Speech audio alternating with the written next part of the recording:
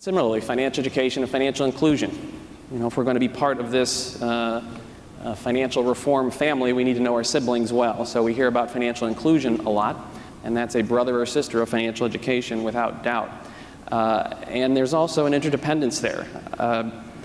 Financial education without inclusion, without access to materials or products, is irrelevant.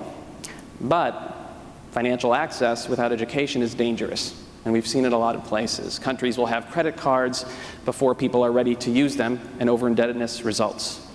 We saw the issues in India recently with microfinance.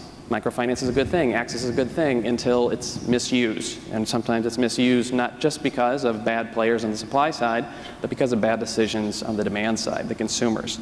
Some of that comes from financial education, or lack of it. And of course, in my own country, sadly, the mortgage crisis. We had plenty of access, plenty of inclusion. Lots of people were included in mortgages. And before the crash, we celebrated it. We talked about how great it was that we had the highest home ownership rates in the history of the country. Then, of course, we had the highest foreclosure rate in the history of the country shortly thereafter. So while there were a lot of factors that led to that, and the consumer is only part of them, the consumer was an important part. They entered into mortgages they didn't understand. Perhaps they shouldn't have been offered them in the first place, but nonetheless, they signed when perhaps they shouldn't have. So that's important from a government perspective as we see these different concepts.